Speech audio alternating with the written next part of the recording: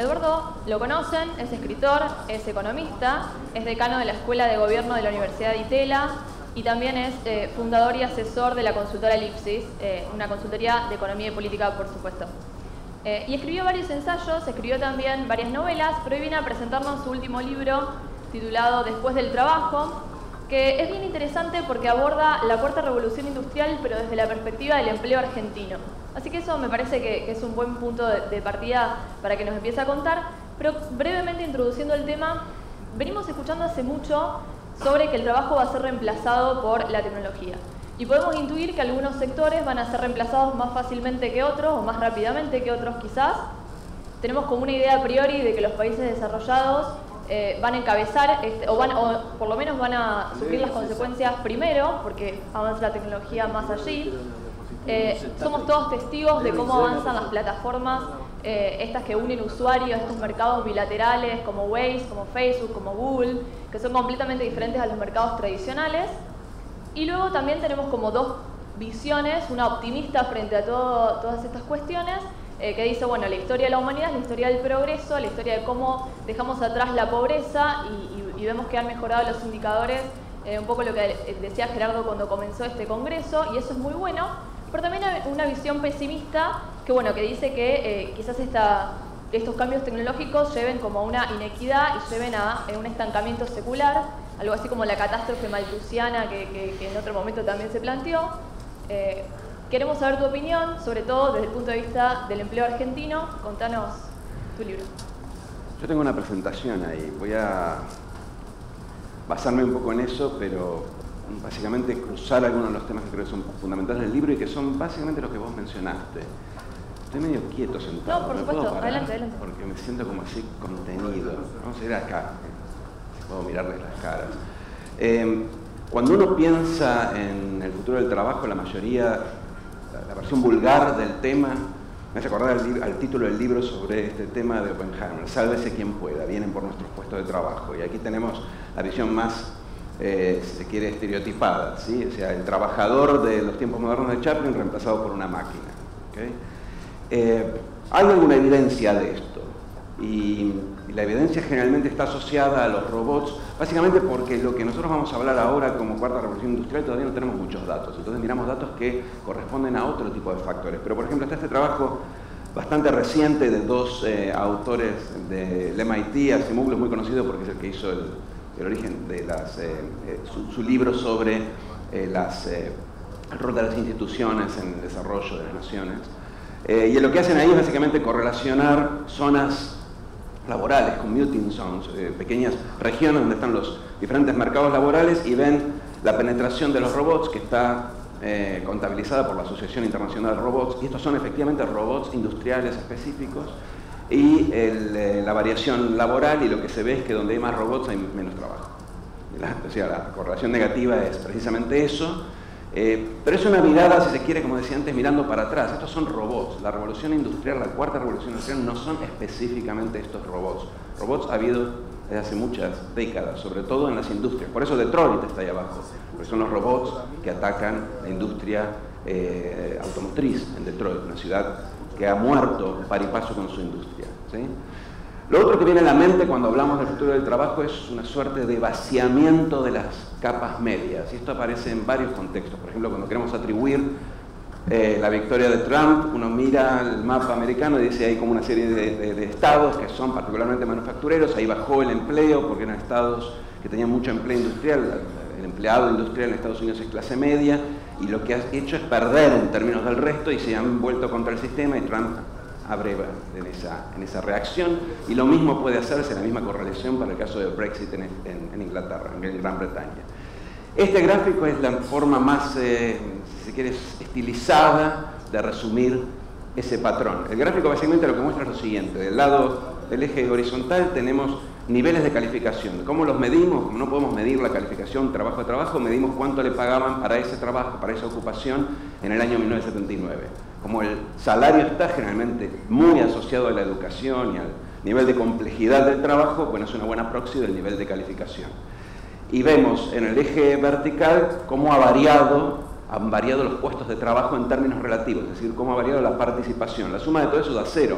porque lo que se pierde de un lado se gana del otro. Y lo que se ve es que subió la participación de los empleados de muy baja calificación, subió la participación de los empleados de alta calificación, izquierda y derecha, y los del medio han perdido en relación, y esos son los votantes de Trump, para ponerlo de manera simplificada. Ahora, esos datos son de 1979, estamos hablando de años en donde la cuarta revolución industrial ni siquiera existía, entonces creo que mantengan esto en la cabeza, estamos mirando datos que cuentan otra historia, posiblemente historias asociadas a la globalización y la exportación de trabajos americanos a China. Entonces, no necesariamente esta es la realidad que a nosotros nos interesa a futuro. ¿Por qué la teoría nos dice que ganan los de menor calificación? Bueno, ustedes seguramente habrán escuchado nombrar, y si no, se la voy a nombrar yo, a la paradoja de Polanyi. La paradoja de Polanyi básicamente lo que nos dice es que lo fácil es difícil. Si yo les pidiera a ustedes que me escribieran improvisadamente unas instrucciones para bajar las escaleras, como hacía Cortázar en sus historias de cronopios, les costaría muchísimo, aunque no hay nada más fácil que bajar una escalera. Es lo que Kahneman, el psicólogo experimental que ganó el Nobel de Economía, define como el sistema 1. Son cosas que nosotros hacemos automáticamente, pero que no sabemos muy bien exactamente paso a paso cómo hacerlas. No podríamos, en el lenguaje de la economía laboral, demarcarlas. No podríamos darle las instrucciones a una máquina. No sé si ustedes vieron la primera Robocop, no se acuerdan de esa escena en el Robocop, pero en algún momento hay un robot que es un ser humano robot, o sea, es una mezcla, una cobotización, y por otro lado le enfrentan a esta máquina que es mucho más poderosa, pero, y esto tengo que ver si lo puedo hacer funcionar, no sé cómo hacer funcionar esto, pero les tengo que contar la historia, entonces. Deberías ver un video en donde esta máquina, cuando va a bajar las escaleras, se cae. ¿Por qué se cae? Ahí se cayó. ¿Por qué se cae esa máquina? Bueno, por la paradoja de Polanyi. La máquina está programada y tiene mucha potencialidad incluso para hacer cálculos y procesamiento de datos, pero el programador le cuesta indicarle cómo tiene que poner primero un pie, después tiene que poner el segundo pie, como decía Cortázar. Entonces, lo que sucede es que muchas veces lo que vemos en esta primera etapa de la robotización es que reemplazamos al ingeniero muchas veces, al programador, y reemplazamos al tornero, digo, al tipo que maneja una máquina programada, pero no reemplazamos al tipo o a la mujer que limpia baños, porque limpiar un inodoro requiere un nivel de percepción y de motriz que es muy difícil de programar, por esto que decía antes, porque si yo tuviera que decirle a una máquina o escribir en un programa no sabría cómo hacerlo. ¿Okay? Ahora, esa es la primera robotización. La idea de que los trabajadores de menor calificación están más o menos a salvo creo que es una cosa del pasado. Los últimos cálculos, esto es algo que le robé a Carl Frey, que es un economista, uno de los pioneros de la literatura sobre el futuro del trabajo, estuvo acá hace poco en Buenos Aires en una charla y yo estuve dialogando con él en esa charla. Las últimas estimaciones muestran una correlación negativa entre el nivel de habilidades o el nivel de estudios. El primer gráfico es la remuneración en el eje vertical y el segundo tiene el nivel de estudios y muestra que cuanto más estudiamos o cuanto más ganamos, es decir, cuanto más productividad tenemos, menor es la posibilidad o la potencialidad de robotización. Dicho de otra forma, los trabajadores pobres, los trabajadores de bajo nivel de educación son los más afectados a futuro. Entonces, esa U que estábamos viendo antes me parece que es una U del pasado. Pero diría más, esa U que es participación en el mercado no necesariamente implica que en términos salariales el trabajador de baja calificación gane. ¿Por qué? Porque los que pierden el trabajo en el medio no pueden competir con los de la punta de alta calificación, porque no están calificados. Entonces lo que sucede en la práctica es que bajan a competir con los de baja calificación. Entonces lo que es una U en términos de participación se vuelve una línea horizontal en términos de salario. Porque tenemos un montón de gente desplazada de trabajos industriales, de trabajos de calificación media, yendo a competir con los de menor calificación para lavar baños o para atender un negocio. Entonces, en la práctica, la dispersión salarial se da desde hace muchos años, a pesar de esa U que parecería estar protegiendo a los de menor calificación. ¿Sí? ¿Qué pasa en casa? ¿Qué pasa en nuestra región? Bueno, en particular pasa algo parecido a lo que yo creo que va a pasar en el futuro. Hay muchas diferencias, ¿no? Pero ese redondel ahí es Argentina. Y fíjense, en Argentina está pasando, posiblemente por otras razones, algo parecido a lo que yo creo que va a ser el patrón en el futuro. Van a ganar los trabajadores de mayor calificación, sobre todo porque son los más versátiles, los más fáciles de reentrenar, de saltar de una ocupación que se muere a una ocupación que aparece. Y van a perder otros de menor calificación. ¿Y eso qué implica? Bueno, implica, entre otras cosas, una mayor dispersión salarial, una mayor diferencia entre los que ganan mucho y los que ganan poco dentro del mundo del trabajo. Aquí no estamos hablando del empresario, del capitalista, estamos hablando de trabajadores. Implica también mayor inequidad salarial, implica una fuente potencial de conflicto que está siendo altamente debatida en Europa y en Estados Unidos, y acá todavía está medio incipiente, no hay un debate muy claro, pero en Europa ciertamente está creciendo la preocupación precisamente por ese aumento de la inequidad asociado a esta dispersión salarial. A nivel internacional pasa algo parecido, y ahí sí nos afecta, porque los países más pobres son los que, según los cálculos, son los más, entre comillas, tienen una fuerza laboral más automatizable. Y la razón por la que esto es así es porque tienen más trabajadores de calificación media y baja. Entonces, si en el cálculo da que los trabajadores poco educados son más parcialmente automatizables, bueno, si tenemos más trabajadores poco educados como proporción del total, tenemos un problema mayor. Y esa correlación negativa es lo que se ve ahí al lado internacional, ¿sí? Ahora, vuelvo a resaltar algo que decía antes. Nosotros no tenemos que pensar el impacto de la tecnología en términos de robots.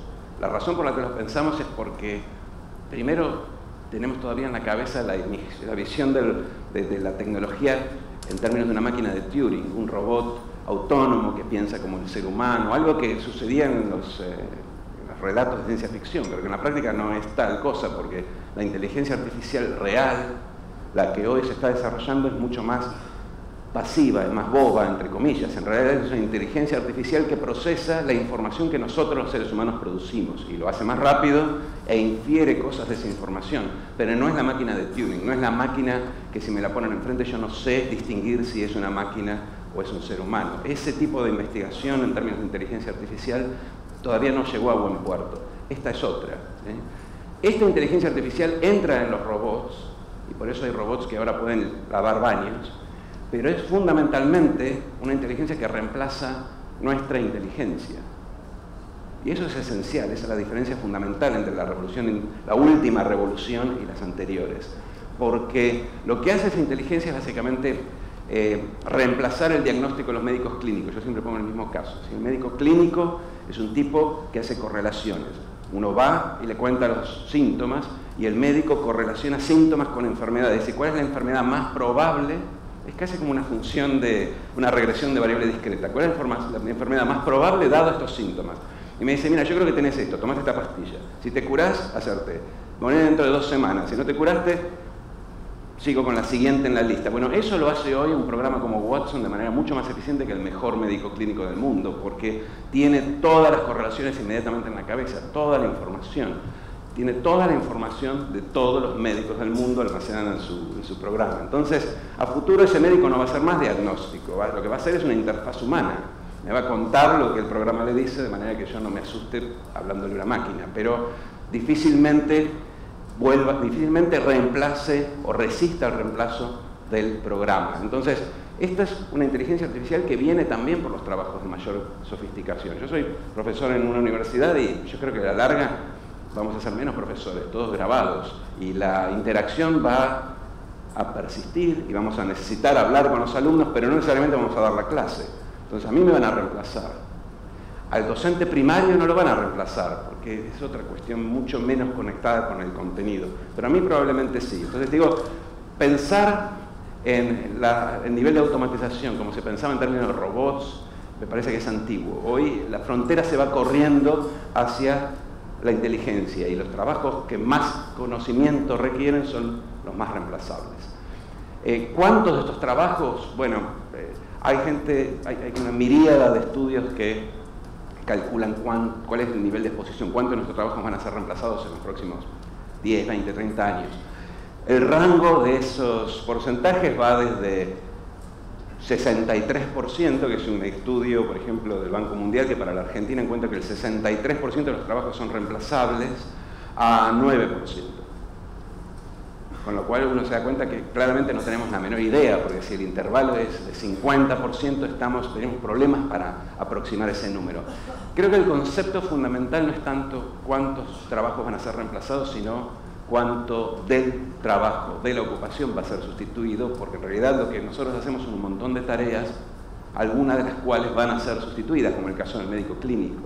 pero no creo que los trabajos desaparezcan, aunque posiblemente algunos sí. El conductor de un automóvil posiblemente desaparezca, el traductor posiblemente desaparezca, si no desapareció ya, pero el resto va a ser parcialmente automatizable. Este estudio del Instituto de McKinsey, del Instituto Global de McKinsey, creo que es lo mejor que se ha hecho hasta ahora, calcula en base a la descomposición de tareas cuál es el nivel de automatizabilidad que tienen cada una de las tareas, y por ejemplo podemos responder que el 60% de las ocupaciones son al menos automatizables en un 30%, que es lo que dice acá, y eso nos da una pauta de que la mayoría de nosotros vamos a tener que empezar a hacer algunas otras cosas o trabajar menos, porque el 30% de lo que estamos haciendo lo va a hacer un programa, ¿sí? Pero eso no implica que no vamos a tener trabajo, implica que vamos a tener otras tareas o a trabajar menos. Ahora, muchas veces cuando uno plantea estas cosas, la primera reacción es, bueno, esto ya ha pasado muchas veces en otras situaciones y al final el mercado de alguna forma lo arregla y la productividad se distribuye y todos finalmente somos más felices con la tecnología, lo cual es cierto, aunque no sabemos muy bien dónde termina este proceso, porque realmente hoy estamos reemplazando, como decía antes, la inteligencia, no la mano. Pero en todas las revoluciones anteriores hubo una transición dura. Y si a mí me preguntan cuál es, y creo que es un punto que hago en el libro, trato de enfatizar, el problema de política hoy no es tanto si vamos a perder todos el trabajo de que vamos a vivir, sino qué va a pasar en el medio, imaginando que posiblemente tengamos la misma cantidad de trabajo. ¿Por qué? Porque lo que sucede con la tecnología es que desplaza la demanda de trabajo. Hay trabajos que dejan de existir, se destruyen, y hay trabajos nuevos que empiezan a existir. Y el economista más tradicional, que mira desde el macroeconomista, sobre todo, que mira desde una panorámica y considera que el trabajo es básicamente una masa fungible de horas hombre, piensa que el tipo que pierde el trabajo acá, bueno, recupera el trabajo en otro lado. Pero en la práctica la reconversión industrial es una tarea imposible. O sea, no solo en Argentina, solo lo vimos en los años 90, sino también en general en el mundo. O sea, uno mira qué pasó con la destrucción de la industria automotriz en Australia y perdieron el trabajo. Y hubo reentrenamiento y programas y ayudas, y algunos fueron a trabajar al sector servicios por 40% menos, la mayoría se fue a la casa. Entonces, el peligro no es tanto que perdamos el trabajo, sino el desafío, sino sobre todo ver qué es lo que va a pasar en el medio, ¿sí? Y nosotros ya estamos viendo algo parecido sin que medie la tecnología. Nosotros estamos desplazando demanda laboral desde el conurbano hacia el interior del país, y la persona del conurbano no se muda al interior del país, básicamente tiene menos trabajo, un trabajo más precario, o un trabajo con menos salario. Entonces, ese me parece que es el rol esencial, y estos gráficos muestran precisamente eso. Son gráficos que, de vuelta, le pedí prestado a Carl Frey, y que muestran cómo al inicio de dos revoluciones industriales, la industrial tradicional, la primera de fines del siglo XVIII, y la revolución informática, cómo en Estados Unidos y en Inglaterra al principio cayó, y en Inglaterra por mucho tiempo, la participación del salario en el producto, básicamente porque la masa salarial se achicaba, y los salarios no crecieron al inicio, y de hecho bajaron al inicio. Y tenemos situaciones como esta, que es, bueno, la serie es muy larga, pero yo quiero llamar la atención sobre este último tramo, en donde vemos cómo el producto, la productividad laboral aumenta, y sin embargo el salario se queda con una fracción cada vez más chica. ¿Por qué este gráfico es fundamental? Porque la sustitución se puede dar básicamente de dos formas. Imaginemos que yo pongo a trabajar un robot o un programa en una oficina, y eso me hace perder la mitad del empleo. Sustituyen los programas a la mitad de los trabajadores, ¿sí? La pregunta es, ¿en qué medida los trabajadores remanentes aumentan su productividad? Si la tecnología es complementaria del trabajador remanente, ese tipo aumenta su productividad, es decir, gana más, es decir, puede laburar menos horas. Y ese caso coincide con la visión, si se quiere, tecno-optimista, de que finalmente, si yo lo que hago es duplicar la productividad del trabajador remanente, ese trabajador puede trabajar la mitad de las horas, entonces reincorporo a los otros que despedí, porque todos trabajamos la mitad de las horas y hay trabajo para todos. Si la tecnología sustituye el trabajo, eso implica que el tipo que se queda no es necesariamente más productivo, sigue ganando lo mismo. Entonces la reducción de jornada, más allá de que distribuye las horas trabajadas, distribuye la escasez, porque va a estar asociada a una reducción del salario, que es un poco lo que surgía de la discusión de la jornada de 35 horas en Francia. O sea, no había ninguna razón por la cual ese tipo, cuando pasaba a trabajar 44 o 35, no ganara un 20% menos. Y esa no era la idea original, pero si no es más productivo, gana menos. Entonces, si la tecnología es sustitutiva, que es lo que sugiere este gráfico, o sea, si el aumento de la productividad no va al trabajador, eso me elimina una vía de ajuste que es básicamente la reducción de jornada, porque nadie políticamente va a apoyar una reducción de jornada que implique una reducción salarial nominal. ¿Sí? Esa es una gran pregunta que queda pendiente, todavía no sabemos cuál va a ser el impacto en la productividad, pero hoy lo que se está mostrando es que el impacto es negativo y eso es lo que, por ejemplo, después se refleja en el aumento de la inequidad en un país como Estados Unidos. Esto es en Estados Unidos. ¿Sí? Entonces, primer corte, ¿qué es lo que podemos decir del debate del futuro del trabajo? Hay cosas que no podemos decir. Por ejemplo, decir tal cantidad de empleo va a ser sustituida en tantos años, como dije antes, hay mucha gente que lo dice, pero no hay buenas bases y aparte las estimaciones son totalmente dispersas. ¿Sí? Los estimados van, como decía antes, de 9% a 63%, es muy poco fiable. Pero sí podemos decir que el cambio tecnológico va a afectar más a los trabajadores de baja calificación y más a países como la Argentina, que está llena de trabajadores de baja calificación. O sea que a nosotros nos va a afectar más. Que vaya a llegar más tarde no implica que no sea un problema, implica que nos está dando un poquito de tiempo para acomodar, pero a la larga nos va a afectar. Y después queda pendiente esta pregunta sobre si el trabajo nos va a dar menos trabajo pero más salario y entonces podemos compartir las horas de trabajo, o si básicamente vamos a tener el mismo salario, menos trabajadores, y queda la pregunta entonces qué hacen los que quedan afuera. Ese es un primer punto que quiero destacar. Ahora, hay otro punto que vos mencionaste y que me parece que es tan importante como el primero y aparece cada vez más en las discusiones, que tiene que ver con lo que vos ya hablabas de las plataformas y el cuentapropismo. Esto es muy importante traerlo a casa por lo siguiente, se lo voy a mostrar muy rápido. Este es un estudio, de vuelta, muy bueno. La verdad que la gente de McKinsey trabaja muy bien estos temas. Es un estudio en donde ellos básicamente agarraron 8.000 cuentapropistas en el primer mundo, en el mundo avanzado, y le hicieron preguntas como para saber por qué hacían cuentapropismo, si complementaban un salario estable o si era full time, y otras cuestiones, si estaban más felices o no, por la selección, el tema de edades, de dónde venían, cuál era su formación, etc. Este gráfico resume un poco 4 categorías que ellos crean en base, básicamente así, el cuentapropista lo hace porque quiere o porque está forzado, y si lo hace full time o para complementar. Y de hecho, les agregaría, los que son realmente felices son los que lo hacen, ¿dónde estamos acá? Bueno, los de arriba a la derecha. Son los que complementan, los que hacen el freelancing para complementar un trabajo, pero tienen la seguridad del trabajo estable. ¿Okay? La mayoría de los otros tienen bastantes problemas, sobre todo porque el cuentapropista es un trabajador a destajo, no tiene salario registrado regular, lo puede tener registrado pero no regular, no tiene acceso al crédito, en fin, hay una serie de complicaciones que hace que ser freelance sea muy bueno cuando uno tiene 25, pero no cuando uno tiene 45. Hicimos lo mismo en el libro para la Argentina y nos da una diferencia sustancial en esto. Fíjense, acá tenemos 30 más 14%, menos de la mitad son full-time cuentapropistas. ¿Sí? En el caso argentino, ese número es 82%. ¿Sí? O sea, nuestros cuentapropistas no son los freelancers que complementan. Y la diferencia fundamental está en esto, en que tenemos dos tipos de cuentapropismo. Tenemos un modelo cuentapropista bimodal. Tenemos lo que yo llamaría el cuentapropista palermitano y el cuentapropista mantero, porque es exactamente así. O sea, uno ve la distribución, fíjense, la distribución es básicamente los que tienen estudios secundarios, o sea, los que son calificados y los que no.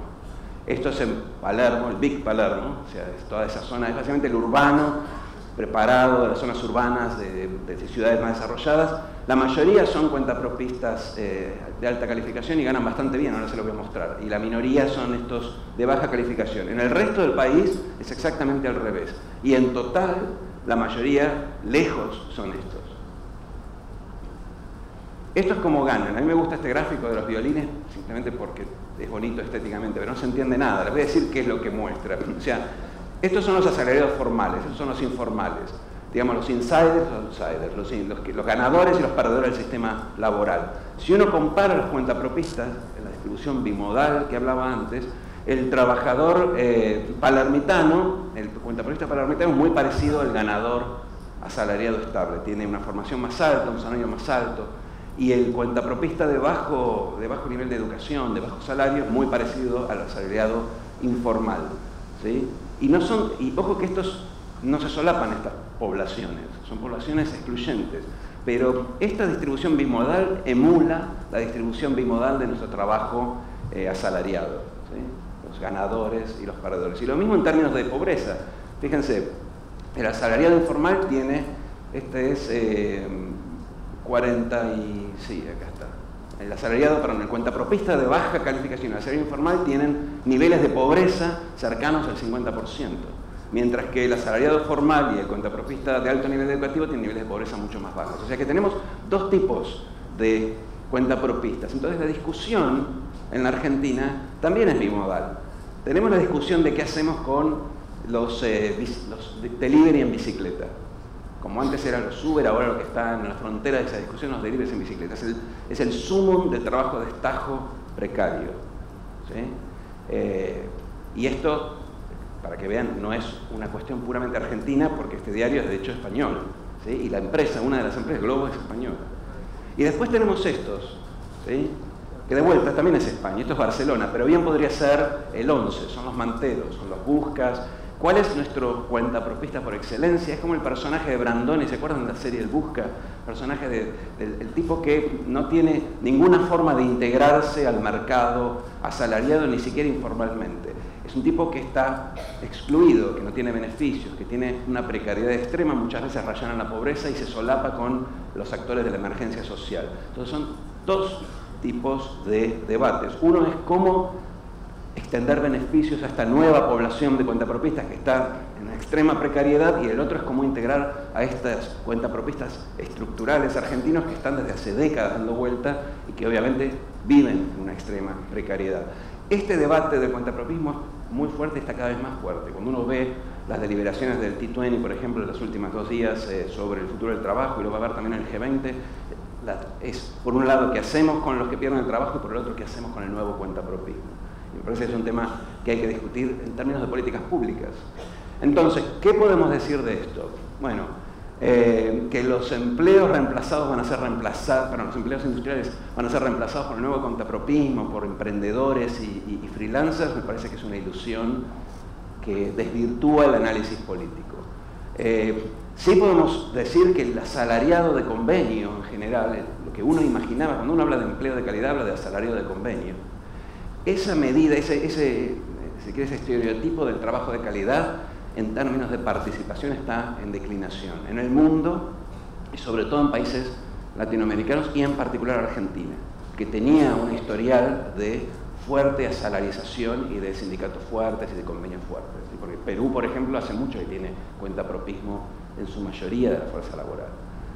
Y la pregunta que queda acá, la pregunta de política es, bueno, ¿cómo hacer para que el servicio de beneficios laborales que tradicionalmente seguía el puesto de trabajo porque fue peleado por los sindicatos en la fábrica, entonces el beneficio era básicamente el del asalariado de convenio, era el convenio y era ese trabajo, y cuando uno abandonaba la fábrica perdía, la empresa perdía el beneficio. ¿Cómo hacer para adaptar ese sistema a un mundo donde no solo hay mucha más rotación, o sea, yo cambio de fábrica aunque esté, o de empresa aunque esté asalariado y por convenio, cambio de convenio también, sino aparte en un mundo con mucha más gente por fuera de los convenios que se quedan básicamente fuera de todo, porque no hay, salvo los pocos servicios públicos que proveen los países, no hay ningún sistema de beneficios asociado al trabajo cuentapropista, ¿sí? De vuelta ahí un poco es pensar, bueno, ¿cómo podemos agarrar, por ejemplo, el sistema de monotributos y hacerlo un sistema que de alguna forma sea el equivalente parcial del sistema de beneficios laborales en las firmas? Y en Europa pasa lo mismo. En Alemania tienen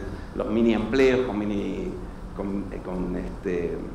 mini beneficios, y en España se debates y trabajos de corto plazo, cómo hacer para que esos trabajos no caigan en la precariedad, y en el modelo nórdico de flexicurity lo que hacen es recortar, o sea, reducir mucho la rigidez del trabajo, pero generar una red de seguridad y de seguro de desempleo muy amplio. Quiero decir, es una discusión que está de vuelta, en todos lados con diferentes características en función de sus mercados laborales, pero que está muy, muy caliente. Tercer punto que quiero tocar y que me parece que es importante, ¿qué tenemos que estudiar para ser exitosos en el futuro? Que sería la pregunta, la versión más trivial de la pregunta. ¿Cuál va a ser la trinchera del trabajo humano? Si efectivamente nos viene a reemplazar la inteligencia, ¿qué nos queda?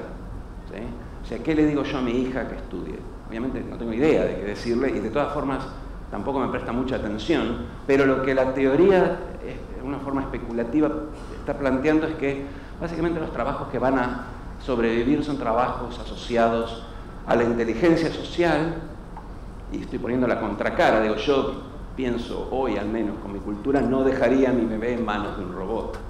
Los japoneses posiblemente sí, porque ya lo están haciendo, pero nuestra cultura occidental es más difícil. Entonces me vienen a la cabeza ocupaciones como cuidadoras de niños y cuidadoras de ancianos, o docentes en etapas tempranas de la educación básica, no docentes universitarios, pero sí docentes hasta el secundario. Yo quiero que el pibe del secundario aprenda, pero sobre todo, y sobre todo en Argentina, que no se vaya del secundario, que no abandone. Entonces ahí ese tipo de inteligencia social, la misma que le voy a pedir al médico clínico cuando me da el diagnóstico que no produjo él, ¿no? que tenga ese rapport con el paciente, con el otro, me parece que es como una de las trincheras del trabajo humano.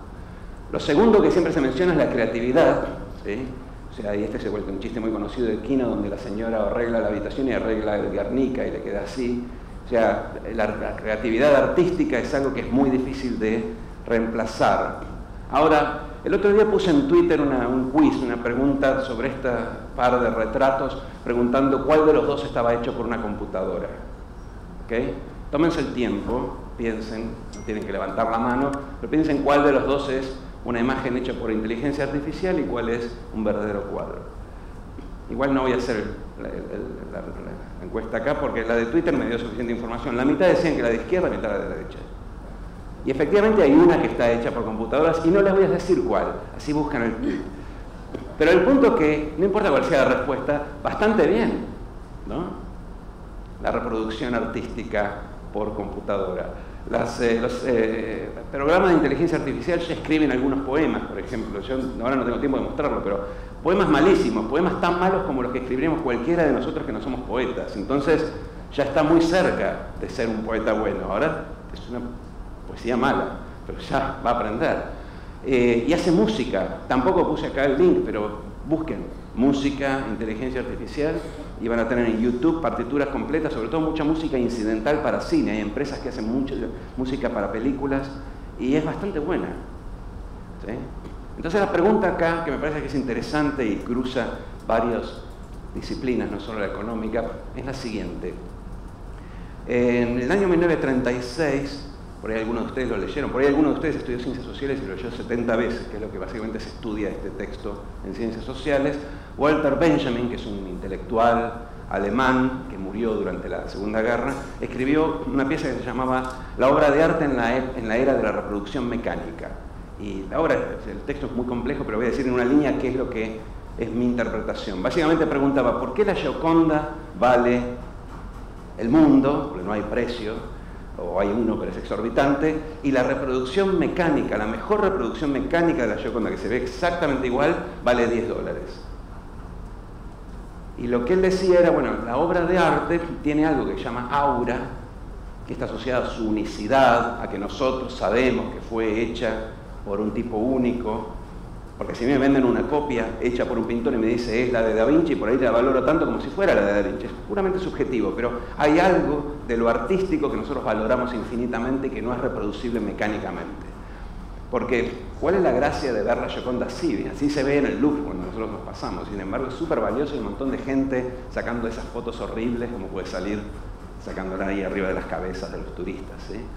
¿Por qué pregunto eso? Porque hoy la inteligencia artificial puede reemplazar a todos los artistas y los artesanos. Si no los puede reemplazar ahora, los reemplazará en el futuro. Entonces la pregunta es, esa trinchera, la de la creación, lo artesanal y lo artístico, ¿es una trinchera humana? Yo creo que sí, parcialmente, pero de vuelta, no hay respuesta para eso. ¿Por qué parcialmente? Porque seguramente no me molesta escuchar música en la radio FM y sabiendo que parte de eso ha sido producido por un sistema de producción en masa de música comercial, que me la banco. Pero sí, digamos, no iría a un recital de una máquina. Y tampoco voy a comprar una reproducción mecánica, prefiero comprar obras de autores menores que una reproducción de la Gioconda. Entonces, a mí por lo menos me parece que algún nivel de valoración va a haber. Y eso implica entonces que hay un montón de producciones y de ocupaciones que son resilientes a la automatización. Muchísimas, aunque nosotros no las contamos porque son pequeñas. Cantantes, pintores, escritores, actores. Hay una película no sé si es muy conocida, que se llama El Congreso, que se basa en un libro de Stanislav Lem, donde básicamente la premisa es que los actores son absorbidos por la inteligencia artificial y después básicamente la inteligencia artificial los programa de manera que ellos actúen sus imágenes, sus hologramas. Entonces el actor actúa una sola vez más y después se va a la casa y actúa la imagen. Creo que eso no va a suceder, o va a suceder solo parcialmente. Otro caso, uno de estos bifes es un bife y el otro es un bife sintético, ¿sí? Y dentro de unos años la carne sintética va a ser bastante barata y seguramente le vamos a perder la aprehensión cultural. Entonces la pregunta es, ¿qué destino tiene nuestro campo, nuestra ganadería? Y puse ese ejemplo el otro día porque tuve que dar una charla en una conferencia que se llamaba Valor Ganadero, y mi impresión es que, si bien es cierto que la carne artificial va a reemplazar al bife en algún sentido, lo más probable es que en algún momento querramos comernos un bife. Yo creo que no va a reemplazar a la ganadería en su totalidad. Porque digamos, la de abajo, si les digo cuál es cuál, no la van a distinguir, pero la de abajo, que es artificial, no necesita de la ganadería. Ya puedes prescindir del animal. Mi impresión es que estas son también fronteras de la ocupación, ¿sí? Entonces, de vuelta, ¿qué podemos decir? Ciertamente no esto de que 5 de cada 7 empleos del futuro, eso nadie sabe, es un bolazo, pero sí podemos tener alguna intuición de cuáles son los empleos que van a ser menos inmediatamente sustituibles. Por eso yo siempre doy el caso de la educación, pero acá mencioné otros, y me queda la duda sobre si el artista y el artesano van a sobrevivir a la reproducción mecánica del estilo de Benjamin. Mi impresión es que sí, al menos parcialmente, y entonces por ahí en mis hijas, en vez de decirles estudien ingeniería, les digo estudien canto. Y eso cambia completamente la forma de pensar el futuro del trabajo. Por eso no es una discusión trivial esta. Muy brevemente, ¿qué hacer? Porque ya creo que en cualquier momento nos tenemos que ir todos a almorzar. Digo brevemente porque esto es larguísimo y hay como 2 capítulos sobre estos temas, pero me parece que es fundamental entender 2 cosas. Primero, que el menú de opciones de política es amplísimo, y segundo, que ninguna de ellas por sí sola sirve. Entonces hay que hacerlas todas, ¿sí? La mano invisible, bueno, yo no creo que haga mucho, pero la mano invisible es eso, es invisible. La educación, que es lo que surge siempre que uno habla del futuro del trabajo, dice más educación, ¿sí? Sobre todo si en el panel de empresarios. Ok, todo bien con la educación, pero tenemos 2 problemas con la educación. Primero, que algo está fallando en la educación. Ese gráfico se lo voy a explicar porque es muy bueno y muy dramático. Ese gráfico me muestra la diferencia en puntajes de PISA entre, de diferentes como es, exámenes estandarizados. El PIRSA es para primaria, el PISA es para secundaria. Bueno, después hay algunos otros, pero me interesa más esto, fíjense. Yo tengo que cuando estoy eso que es 5º grado, una cosa así, si soy pobre me va mucho peor en promedio que si soy un tipo rico, bajos y altos ingresos, ¿sí? La diferencia es la diferencia entre los de altos y los de bajos. Esto es lo que mido. 5 años después, en el proceso de educación, que se supone que debería reducir esas diferencias, la diferencia es mayor. Entonces, lo que estoy diciendo es que no que la escuela reproduce la pobreza, sino que hay factores externos en la escuela que son tan poderosos que aunque la escuela no reproduzca la pobreza, igual tenemos un problema de dispersión importante. Entonces ahora yo les digo, ¿cómo hacemos en un país donde nuestros chicos les van mal en PISA y abandonan la escuela y después son trabajadores muy expuestos a la automatización? Más educación, bueno, está haciendo un terrible trabajo, o sea, evidentemente, y en el mejor de los casos a lo sumo va a contener este desvío, esta divergencia. Entonces, más educación solo. Obviamente hay que poner todo el esfuerzo, mejorar la educación, pero difícilmente reemplace a otras políticas. Y aparte hay otro punto muy importante, que es que yo puedo generar habilidades, pero después tengo que generar la demanda de habilidades. Este gráfico es de un trabajo que hicimos con Martín González Rosado de la DITELA y muestra básicamente el nivel de sobrecalificación. No les voy a contar cómo se hace, pero se puede medir qué porcentaje de los trabajadores están en un trabajo que está por debajo de su nivel de educación. Y este es el nivel de de los hombres, fíjense, esto es en el 2006 y en el 2016. La mitad aproximadamente está en correspondencia, esto es la mitad está en correspondencia, esto es sobrecalificado, esto es subcalificado. Muchos están sobrecalificados. Muchos más están sobrecalificados ahora que hace 10 años. ¿Por qué? Porque metimos más gente en el secundario para que termine, y eso es bueno, y metimos más gente en el universitario, y algunos terminaron, que muchos abandonan, y eso también es bueno, pero no les conseguimos trabajos. Entonces tenemos más gente con mejor formación trabajando en los mismos trabajos que antes, más sobrecalificación. Y si piensan que es un problema nuestro de las estadísticas, el otro día, el año pasado, vino el presidente del Banco Mundial, que es coreano, y planteaba el mismo problema. En Corea tienen un nivel de progreso de la educación altísimo y tienen un problema de sobrecalificación, porque no tienen suficientes trabajos para la gente calificada. Con lo cual, la educación sola difícilmente resuelve. En términos de políticas activas, hay una serie de cosas que generalmente se hacen. Obviamente, educación es una, subsidios salariales para complementar el sueldo, servicios de asistencia, de bolsa de empleo, etc. Hay estudios que analizan todas estas políticas en el mundo y la verdad que la síntesis, sobre todo un estudio reciente del Banco Mundial, es que la mayoría no tienen impacto. Algunas tienen impacto, pero la mayoría no tienen, porque cualquiera de estas nos ayuda a encontrarle un trabajo a una persona, pero el maridaje en general no es bueno, la persona a los 6 meses abandona, o cuando le retiro el subsidio la empresa lo echa. Quiero decir, son en políticas que no terminan de resolver el problema de la creación de empleo, que es la contrapartida de la mayor educación. Y después tenemos, como tercera forma de respuesta, políticas de distribución, que ahí está un poco como resumida la lista, no la vamos a hablar acá, entre otras cosas porque estamos hablando de un país como Argentina que está todo el tiempo en proceso de ajuste fiscal, entonces difícilmente podamos utilizar el poder de la expansión fiscal para redistribuir nada cuando estamos todavía ajustando por los sobregastos del pasado. Entonces es muy difícil pensar políticas de redistribución, algunas se hacen hasta donde se puede, como un frente de respuesta a la pérdida de trabajo si es que efectivamente se verifica. Con lo cual, si uno mira las políticas, la respuesta a qué hacer, está bastante limitado, ¿sí? La educación por sí sola no nos alcanza, las políticas activas, con las cuales uno tiene mucha confianza, cuando uno las evalúa propiamente, y en general se evalúan muy poco, no son muy efectivas, y la distribución, bueno, tenemos que esperar a tener el dinero para distribuir, tenemos que esperar a crecer para distribuir. Entonces, la verdad que no es que no se pueda hacer nada, pero tampoco es que es obvia la solución. Cuando uno en un panel discute el tema del trabajo y alguien dice sí hay que educar más, no, hay que profundizar eso, porque eso no va a ser definitivamente la decisión.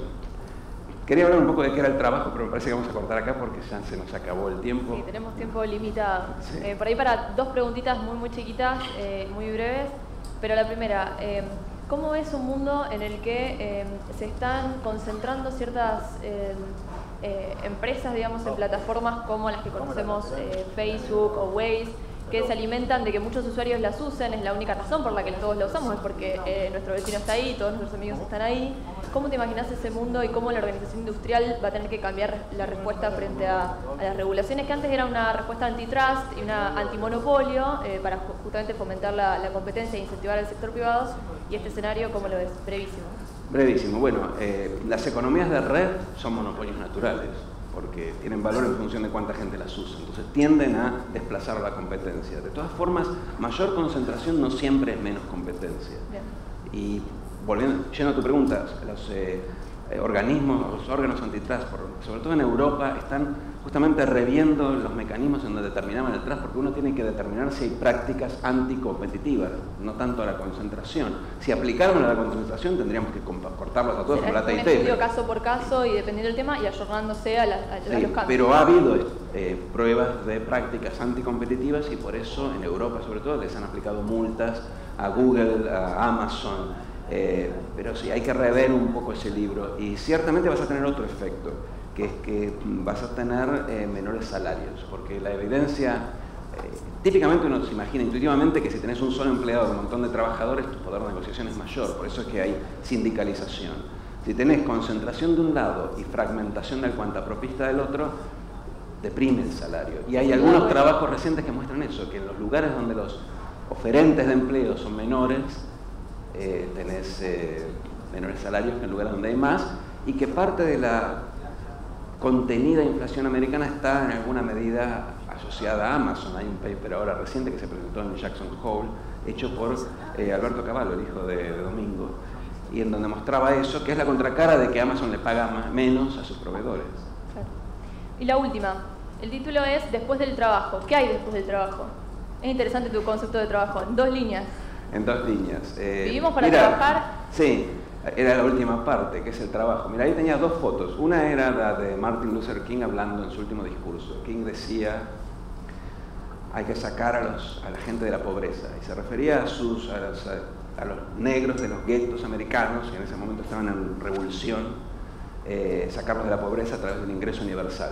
Y después decía, después de hacer eso y hacerlos sujetos de consumos, hay que darle un trabajo. No es suficiente sacarlos de la pobreza.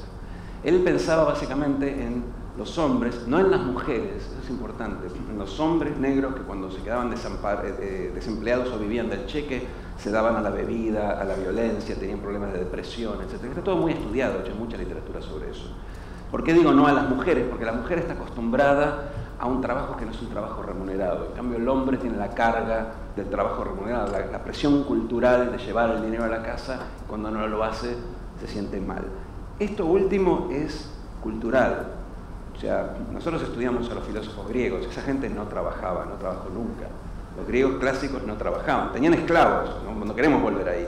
Pero si nosotros tuviéramos las máquinas haciendo el trabajo de los esclavos griegos, igual, con nuestra cultura formateada para el trabajo, nos deprimiríamos, nos daríamos a la bebida, no sé. Espero que no, pero muchos harían eso. Y entonces, el presente del futuro del trabajo es darle algo que hacer a la gente. Ahora, a futuro, y estoy pensando en mis hijas, por ejemplo, yo no veo por qué no podemos volver a un paradigma que sea más cercano al paradigma griego y hacer cosas que son ocupaciones sin ser trabajo remunerado. O combinar pasión con trabajo, ¿no? Claro, lo que pasa es que la mayoría... Hay muchos jóvenes aquí, creo que están todos en búsqueda de eso. Yo les voy a repetir algo que decía Chris Rock, si son jóvenes seguramente conocen a Chris Rock. Con eso cerramos. Sí. Hay una diferencia entre tener carreras y tener laburos, ¿sí? Decía Rock. Él en una época tuvo un laburo en un Lobster Inn y limpiaba ollas en el laburo, y describe en su rutina un laburo de cuarta, ¿sí? Horrible. Dice, ahora tengo una carrera, y le decía al público, les hago una sola advertencia, no anden mostrando sus carreras delante de la gente que tiene laburos. Son 2 cosas distintas. Entonces, a mí me gusta lo que hago, lo voy a seguir haciendo y hago muchas cosas que no son por remuneración. Y uno querría que todo el mundo llegara a una situación donde hiciera un trabajo creativo de transformación de su realidad o de lo que sea, de lo que le gustara. Hoy en la realidad la mayoría de los trabajos son laburos y posiblemente muchos de esos preferirían laburar la mitad del tiempo. Entonces, de vuelta, las respuestas dependen mucho del sujeto cultural que tengas enfrente. En el futuro por ahí son todos, como sería el estereotipo del millennial, pueden ordenar su vida alrededor del ocio creativo. Hoy hay que ser muy cuidadoso con eso, porque la mayoría de la gente va a necesitar, como en los guetos de King, tener ingresos, pero aparte tener algo que hacer, y uno no puede ignorar eso por más tecnología que le ponga al debate. Gracias, Eduardo. Gracias a vos.